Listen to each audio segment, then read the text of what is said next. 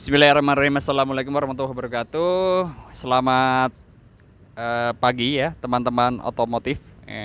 Balik lagi bersama kami Inspeksi Mobil Balikpapan bersama saya Hafid. Di sini kami kedatangan mobil baru nih teman-teman. Mobil yang sebenarnya ini basisnya juga basis dari mobil sejuta umat ya atau Toyota Avanza. Ya, jadi mobil ini sebenarnya nggak ada kelihatan emblemnya, tapi ini kita ada mobil Toyota Rush, ya, kembarannya si Daihatsu Terios ya. Kebetulan ini tahun 2000 berapa Mas? 2000 berapa? 2018 ya. 2018 tipenya manual teman-teman kebetulan. Ini kebetulan secara tampilan sudah ada dimodif ya grillnya ini. Ini bukan original lagi, tapi tentunya kali ini kami akan kembali lagi untuk share kepada teman-teman bagaimana caranya ya mengecek mobil bekas ketika teman-teman mau beli mobil bekas.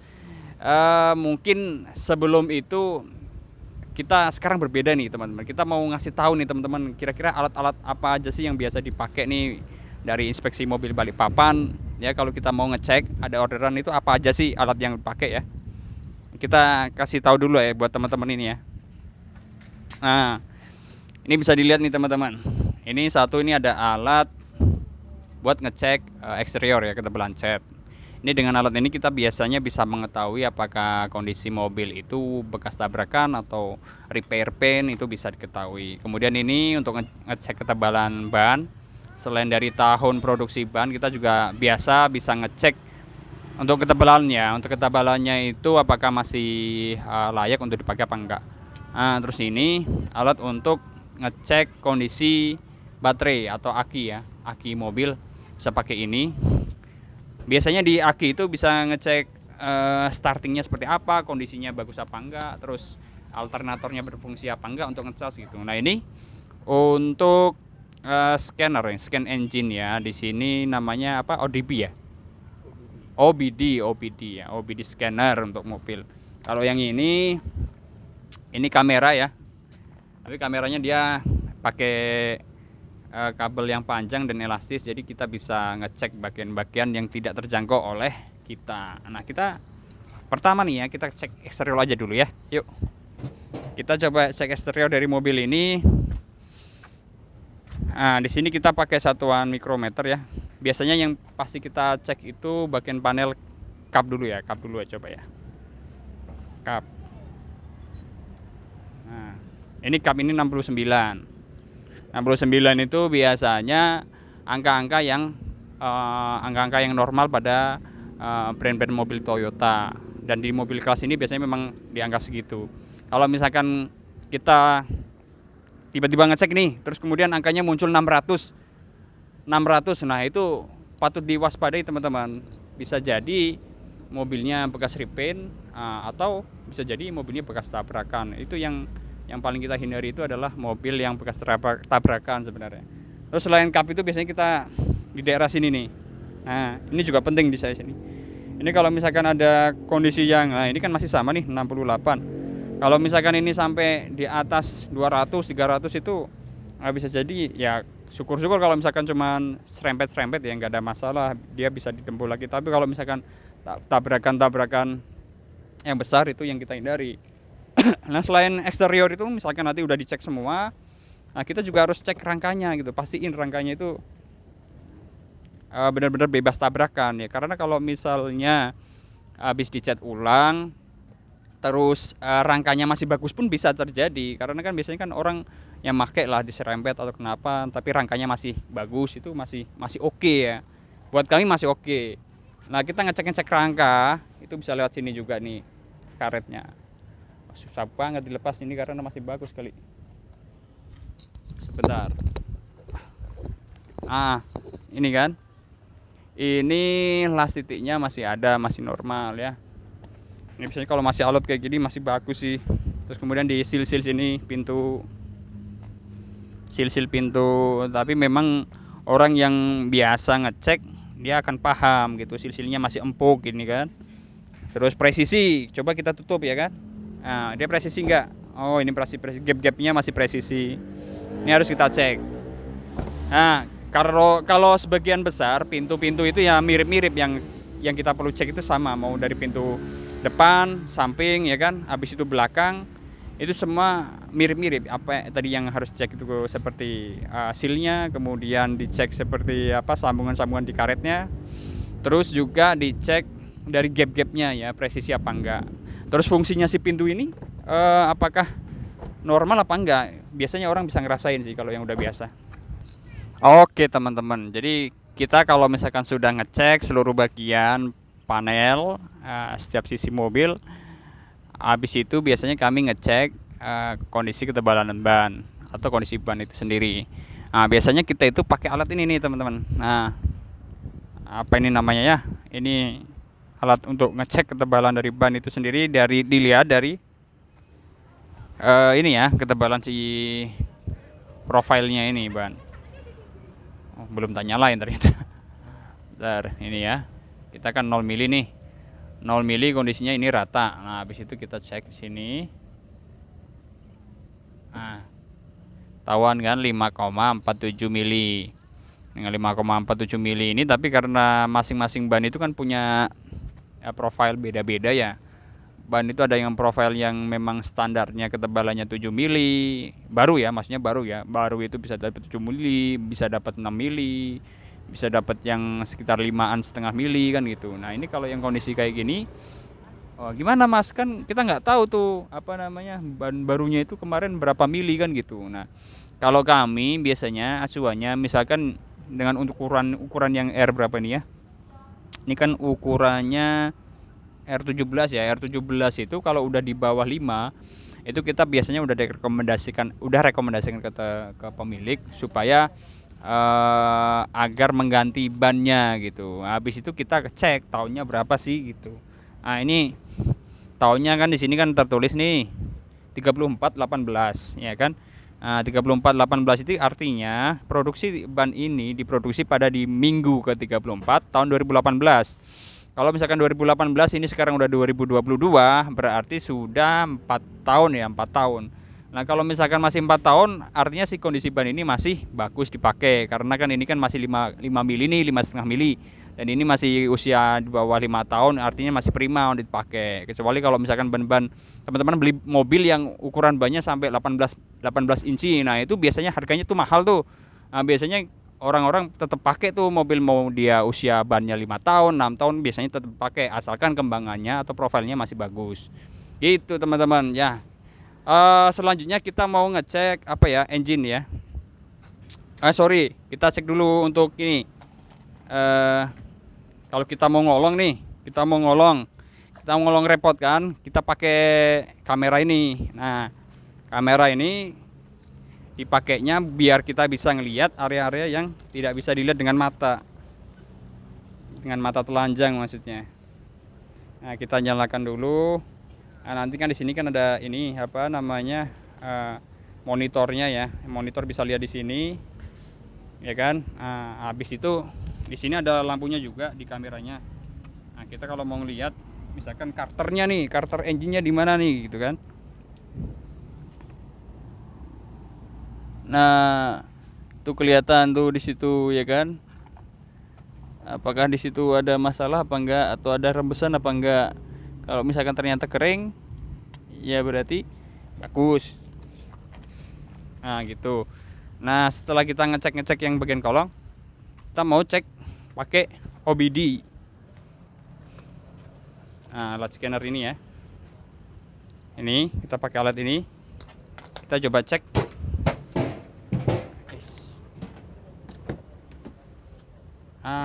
Kita coba cek pakai alat ini.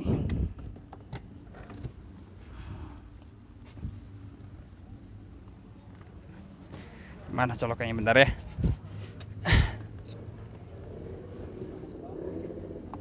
Oh, di sini ya, dibuka dulu ya. Ayo bang. Gimana bang?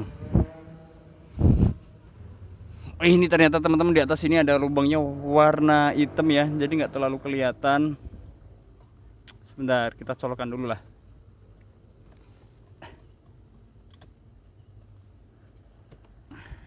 Nah, nih udah masuk ya for vehicle. Dia akan nyeken tuh kira-kira ada masalah apa enggak dari sisi engine sensor dan juga pembakaran dan juga yang lainnya. And erase previous data, yes. Nah, mil status off, ya kan? Artinya tidak ada masalah terkait dengan engine ataupun sensor-sensor yang ada di mobil ini. Ini sebenarnya simple ya, simple tapi karena ini pakai alat, ya kami tetap lebih confident gitu untuk ngeceknya gitu.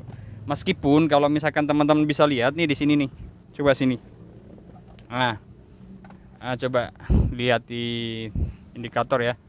Indikator itu kan sebenarnya kan udah ada nih kondisi kita mesin udah nyala idle, itu hanya menyala indikator-indikator yang wajar aja seperti parking brake. Parking brake itu yang sebelah sini ya, kiri itu, sama yang di bagian ini kondisi pintu terbuka.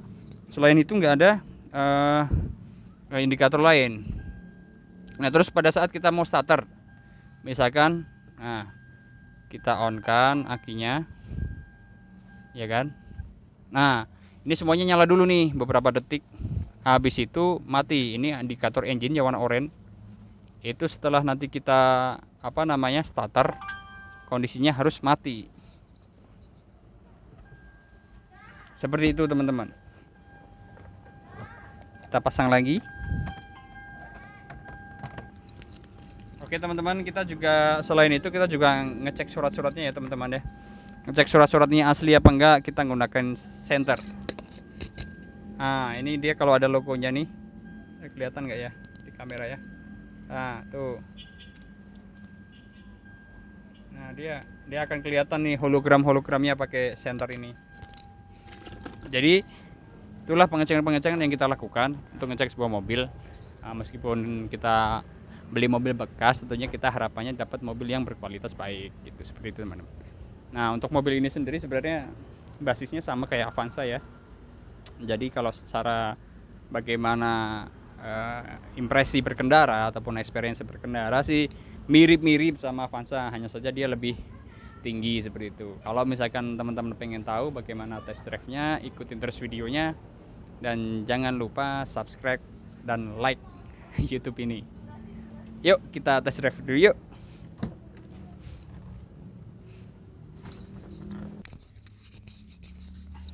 Oke teman-teman, mobil ini sebenarnya cukup panas ya ini. Bentar ya, kita on kan dulu. Kita bahas dari layout kali ya, layout interior itu. Kalau harga 200 berapa kemarin ini bekas? 230-an ya. 230-an kita dapat mobil seperti ini ya, cukup oke lah ya. Cukup oke. Kalau interior di sini material udah ada beberapa yang soft touch. Yang di sini. Ini. Terus ini jahitan-jahitannya asli ya. Sampai ke sini juga. Terus ini udah start stop engine button ya. Jadi kunci bisa ditaruh di sini aja. Ini kebutuhan manual. Kemudian untuk yang steering di sini ada audio switch. Kemudian di sini ada stability control di sebelah sini. Nih, sebelah sini ada stability control nih. Nah, di sebelah sini. Kemudian door panel standar, sini ada soft touch tapi di sini ya warna beige. Tapi yang kayak gini tuh biasanya gampang cepat kotor sih ya. Airbag sini ada, pilar A. Kemudian yang di setir tentunya ada, kemudian yang di sini juga ada penumpang, sisi driver.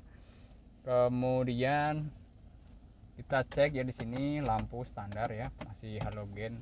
Ini juga ada buat kacamata, sun visor, ada kamera, ada kacanya sama ada lampunya ya. Bagus ini. Kadang-kadang mobil-mobil 300 juta itu belum ada dapat kayak gitu. Kemudian di sini unik ya. AC-nya udah digital, udah ada fitur autonya. Ya kan? Ini misalkan kita set yang rendah ya, dia otomatis akan ngebus banyak gitu. Dia mau berusaha dinginkan ya. Nah, kita tinggikan suhunya biar agak turun. Oke. Kemudian di sini juga bagus. ini untuk indikator safety belt ya kalau nggak salah ya. Ya betul ya.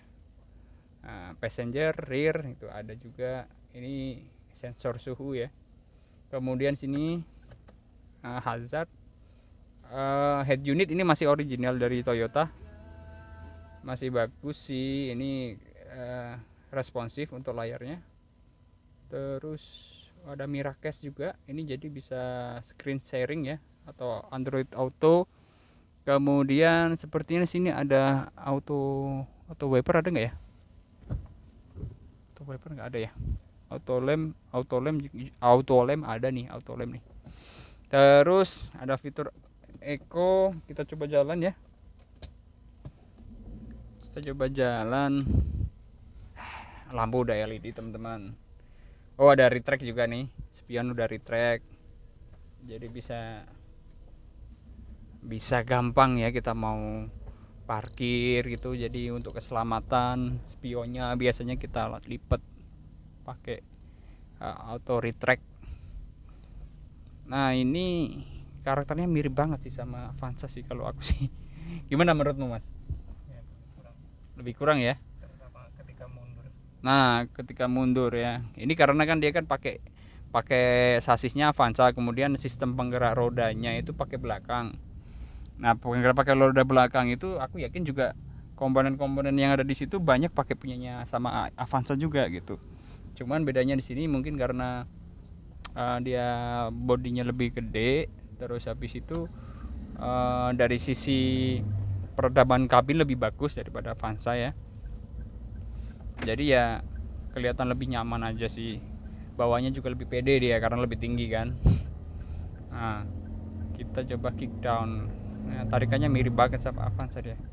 Tapi dia lebih halus dia, lebih halus dibandingkan Avanza yang generasi sebelumnya ya. Kalau yang Avanza sekarang kayaknya beda jauh sih. Avanza sekarang pakai TNGA soalnya.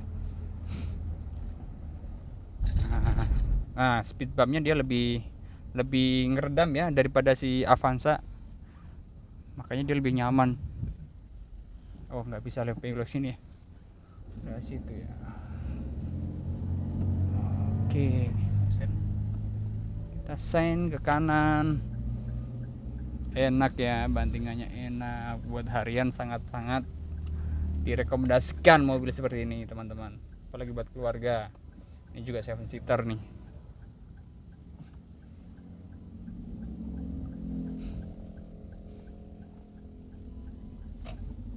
Nah, ini mobil yang seperti ini biasanya banyak nih dicari sama